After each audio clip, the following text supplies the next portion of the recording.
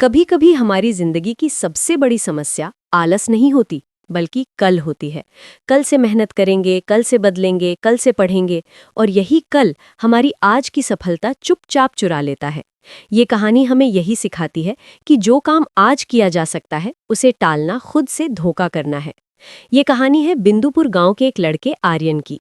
आर्यन पढ़ने में तेज था, समझ भी जल्दी लेता था, लेकिन उसकी एक बहुत बुरी आदत थी।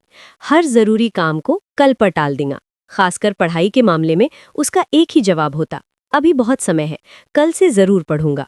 सालाना परीक्षा में 1 महीना बाकी था। उसकी माँ रोज प्यार से समझाती, बेटा थोड़ा थोड़ा पढ़ लिया कर, आखिरी समय में परेशानी होगी। आर्यन मुस्कुराकर कह देता, अरे माँ अभी तो पूरा महीना है, कल सुबह 4 बजे उठकर पक्का पढ़ूंगा।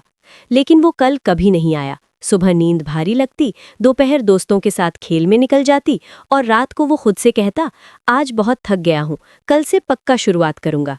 दिन ऐसे ही खेल खेल में निकलते गए, और देखते देखते पूरा महीना खत्म हो गया। परीक्षा में अब सिर्फ 2 दिन बचे थे। अब आर्यन घबरा गया। उसने सोचा कि रात भर जागकर पूरा सिलेबस खत्म कर देगा। जैसे ही उसने किताब खोली, उसे एहसास हुआ कि उसने पूरे साल पढ़ाई को कितना हल्के में लिया था। ढेर सारे अध्याय देखकर उसका सिर घूमने लगा। तभी गांव की बिजली कट गई।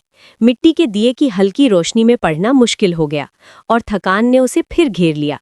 उसने खुद को फिर दिलासा दिया, कोई बात नहीं, कल सुबह जल्दी उठकर जरूरी सवाल पढ़ लूंगा।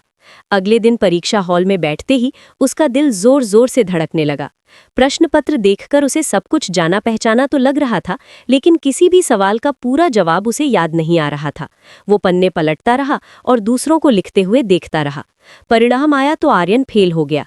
उसके दोस्त अगली कक्षा में चले गए, लेकिन वो वहीं रुक गया। अपने माता पिता की आंखों में उदासी देखकर उसे गहरी शर्मिंदगी महसूस हुई। उस शाम वो रोते हुए अपने दादाजी के पास पहुंचा। दादाजी ने उसे पास बिठाया और आंगन में लगे एक छोटे से पौधे की ओर इशारा करके बोले, बेटा अगर मैं इस पौधे को रोज पानी ना दूं और सोचूं कि महीने के आखिरी दिन एक साथ 10 बाल्टी पानी डाल दूं, तो क्या ये जिंदा रहेगा? आर्यन ने सिर झुका लिया और कहा, नहीं दादाजी, ये सूख जाएगा। दादाजी मुस्कुराए और बोले, पढ़ाई भी वैसी ही है। ज्ञान का पौधा रोज थोड़ी थोड़ी मेहनत से बढ़ता है। कल एक ऐसा चोर है जो आज की मेहनत और आने वाली खुशी दोनों चुरा लेता है। उन शब्दों ने आर्यन को झकझोर दिया।